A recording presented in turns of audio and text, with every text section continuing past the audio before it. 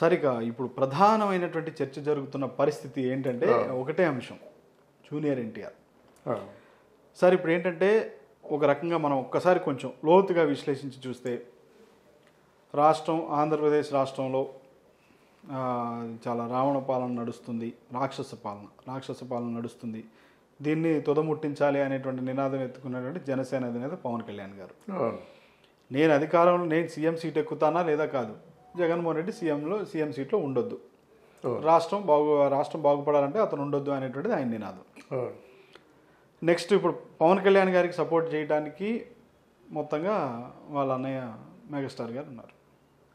ఇటు పక్కన పక్కన చంద్రబాబు గారికి తోడుగా బామ్మర్తి బాలయ్య గారు ఉన్నారు. సో వీళ్ళంతా కూడా ఒక ఏకమైనటువంటి పరిస్థితులు కనపడుతున్నాయి. వారిద్దరి మధ్య సినిమాల మధ్య కానీ, వీళ్ళు మాట్లాడుకునే దాంట్లో కానీ, అన్స్టాపబుల్ షోలో కానీ, మొత్తానికి ఆ తీరు మేమంతా ఒక్కటే, మేము కలిసి ఉన్నాం అనేటువంటి నినాదం అయితే ప్రజలకు పంపించేటువంటి ప్రయత్నం చేస్తున్నారు, జరిగింది. ఇప్పుడు ఒక్కడే బ్యాలెన్స్ ఉన్నారు సార్. ఆ ఒక్కళ్ళు ఏంటంటే జూనియర్ ఎన్టీఆర్ రావాలి.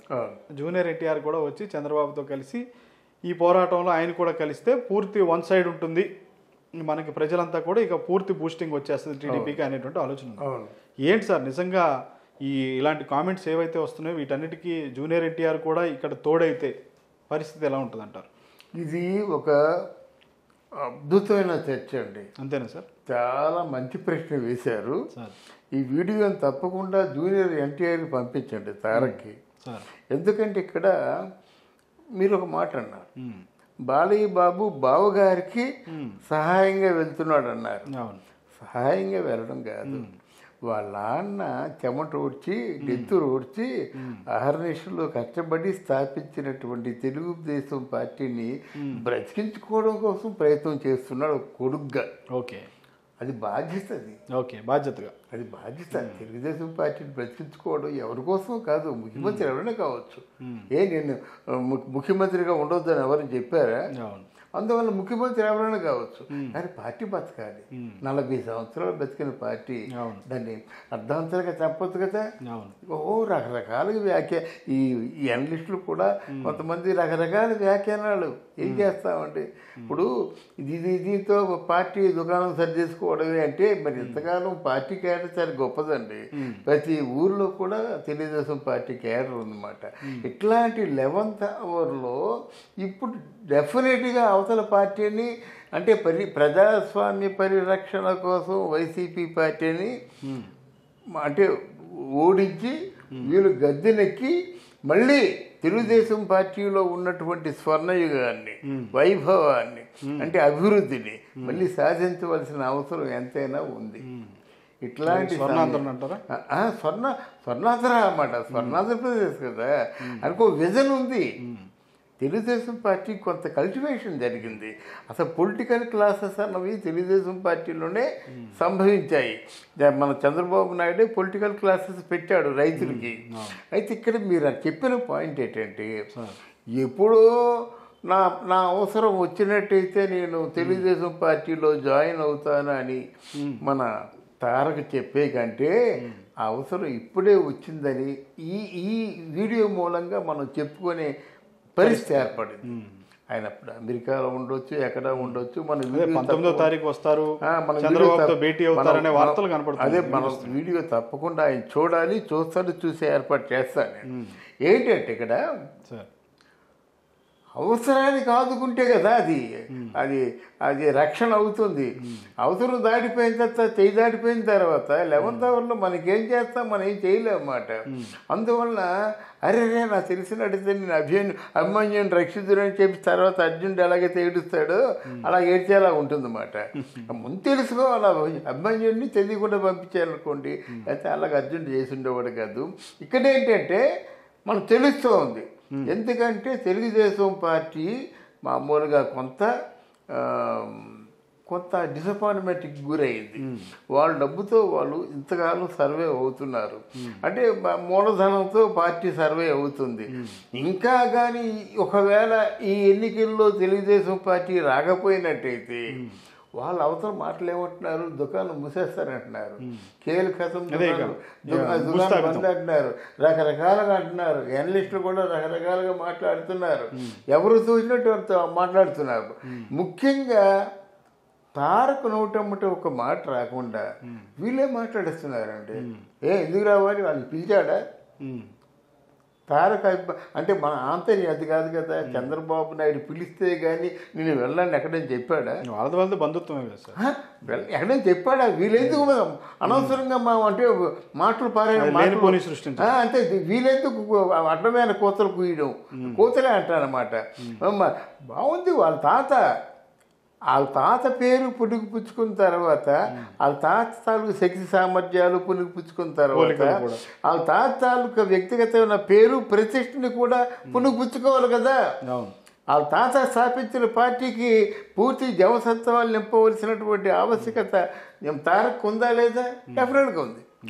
అదే నిజమైనటువంటి అంటే గివింగ్, అదే నిజమైనటువంటి గ్రాటిట్యూడ్ అన్నమాట.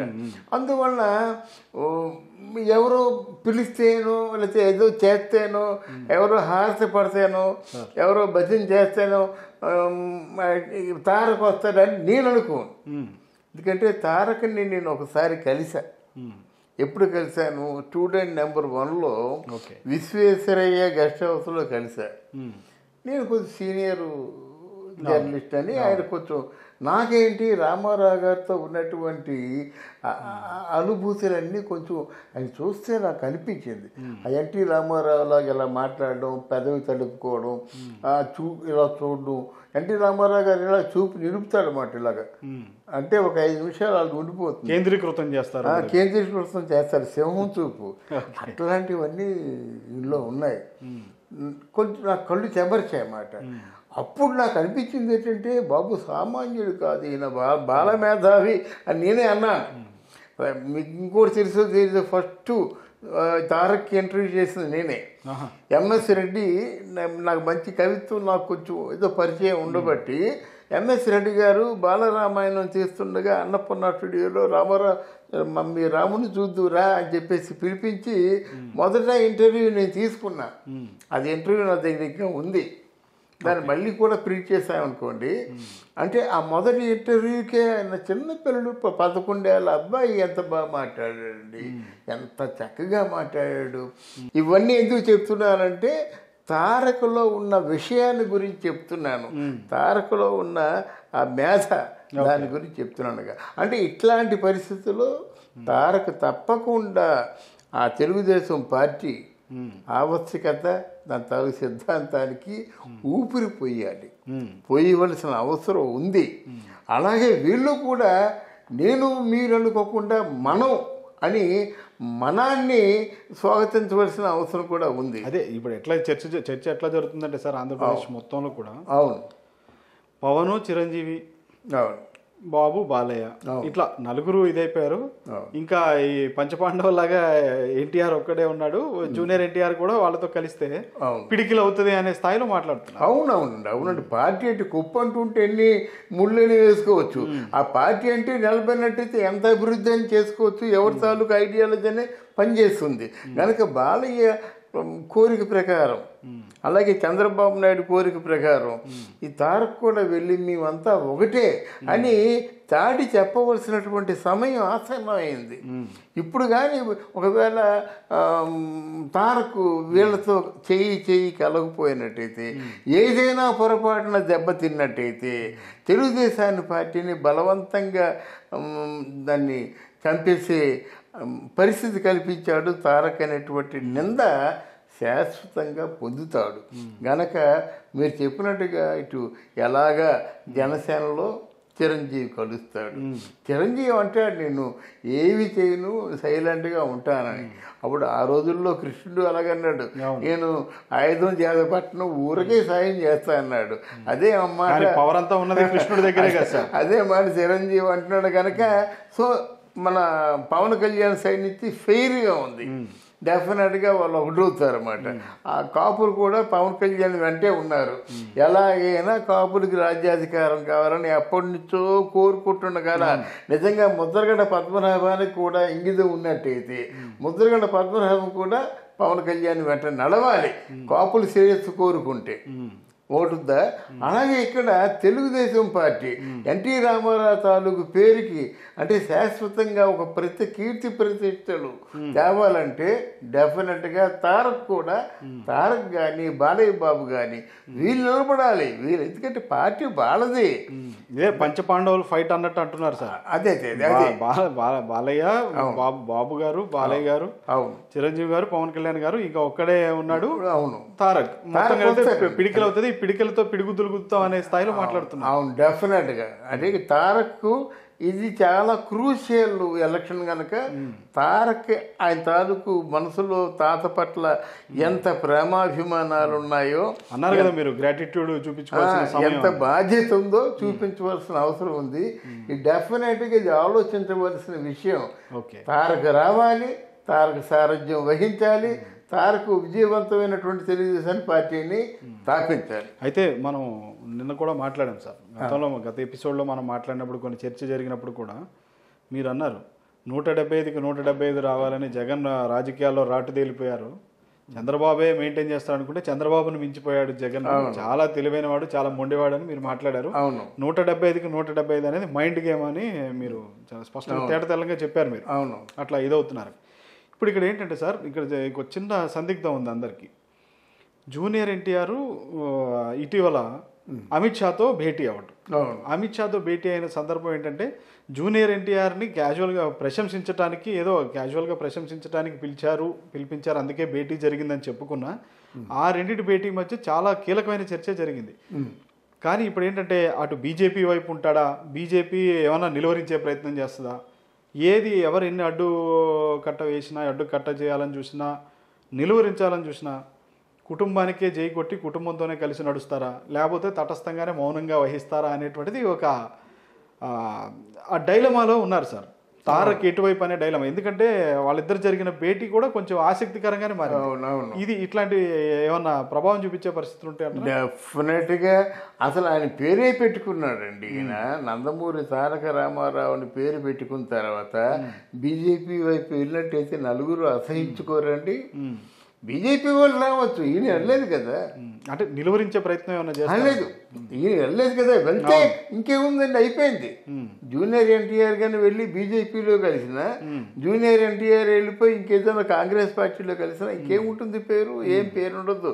నీ పేరు నందమూరి తారక రామారావు ఉండదు, ఇంకేదో ఉంటుంది, ఆ పేరు తీసే అంటారు.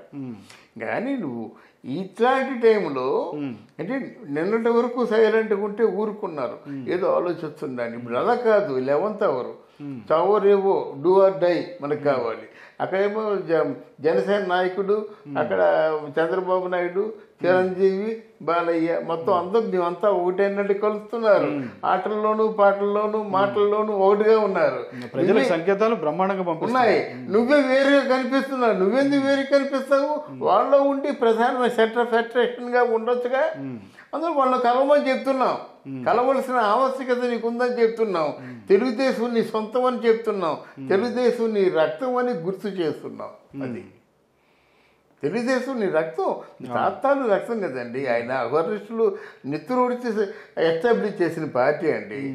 ఆ లక్ష్మీపార్వతి సిగ్గు శరం లేక, నీతి జాతి లేక, ఇంగితం లేక పూర్తిగా ఆయనకి అంత ద్రోహం చేసింది. కానండి నిజంగా నీ నీతి జాతి కానీ ఉన్నట్టయితే తెలుగుదేశం జెండా కప్పుకొని తెచ్చిపోవాలి. అంటే అట్లాంటి నువ్వు లక్ష్మీపార్వతి లాంటి క్యారెక్టర్ కాదు కదండి. ఇది తాతని పులుగుపుచ్చుకున్నావు కనుక నీ క్యారెక్టర్ సెపరేట్గా ఉంటుంది. నీ క్యారెక్టర్ భావి తరాల వారికి ఆదర్శప్రాయంగా, స్ఫూర్తిదాయకంగా ఉంటుందని యాజ్ అ సీనియర్ జర్నలిస్ట్గా నేను చెప్తున్నాను. నేను అదే కుటుంబాలన్నిటికీ, ఒక పెళ్లి విషయంలో కుటుంబాలందరికీ దూరంగా ఉంటూ వస్తున్నాడు, కుటుంబాలకు దూరంగా ఉన్నాడు అని తారకరత్న గురించి గతంలో మనం కొన్ని కామెంట్స్ ఉన్నాం. నిన్న కాక మొన్న ఆయన లోకేష్ ని కూడా కలిశారు. అంతా ఏకమవుతున్నట్టు అనిపిస్తుంది. కానీ ఒకవేళ సార్, ఒక ప్రత్యేకమైన ప్రశ్న, ఒకవేళ ఇంత జరుగుతున్నా కానీ తారక్ నా సినిమాలేదో నేను చూసుకుంటున్నాను, నా ప్రొఫెషన్ ఏదో నేను చేసుకుంటున్నాను అని చెప్పి ఒకవేళ ఆయన దూరంగా ఉన్నా దాని ప్రభావం ఏమన్నా టీడీపీ మీద పడే అవకాశం ఉంటుంది అంటారా? లేదండి, అదేం లేదండి. అంతేనా? మేము ఒకటిగా ఉన్నామని చెప్పడానికే కానీ అంతకుముందు శ్రీకాకుళంలో మీటింగ్కి వెళ్ళాడండి. మొత్తం శ్రీకాకుళం ఉత్తరాంధ్ర అంతా పర్యటించారండి. ఆయన మీటింగ్లో అద్భుతంగా చెప్పాడండి. అంటే అప్పుడు తాతగారిని కూడా గుర్తు తెచ్చాడు, పోయి తాతగారిలాగే ఉన్నాడు అనిపించుకున్నాడు. అదే ఖాకీ యూనిఫామ్ వాడాడు. ఒక సీటు గెలుచుకున్నారండి. అంటే అది వెళ్ళి మీటింగ్లు చెప్పినంత మాత్రంలో సీట్లు వచ్చేసారు కాదు, బలం. అది కబడ్డీ టీంలోనూ జనాలు ఉంటారండి, ఓ బలిష్ఠుడు పెడతాడు, ఆ బలిష్ఠుడు ఆడవచ్చు ఆడకపోవచ్చు, ఏమో పట్టుకుంటాడేమో అటువంటి ధైర్యం. అది అలా కాకుండా ప్రయత్నం ఇక్కడ అలా కాకుండా ఈ తారక్ అనేవాడు శక్తివంతుడు, తెలివైన వాడు. ఆ తెలివితేటలు జనంలో ఎస్టాబ్లిష్ అయిపోయింది ఆల్రెడీ. తారక్ ఈరోజు ఎవరైనా మంచి నటుడు అంటే తారక్ మంచి నటుడు అంటారన్నమాట. యూత్లో ఎవరు ఫాలోయింగ్ ఉందంటే తారక్ మంచి ఫాలోయింగ్ ఉంది. ఇలాగా జనంలో బహుముఖ ప్రజ్ఞావంతుడు కనుక ఆయన కోరుకుంటున్నాం మనం. వస్తాడు, తప్పకుండా వస్తాడు. Thank you very much. Thank you అమ్మా.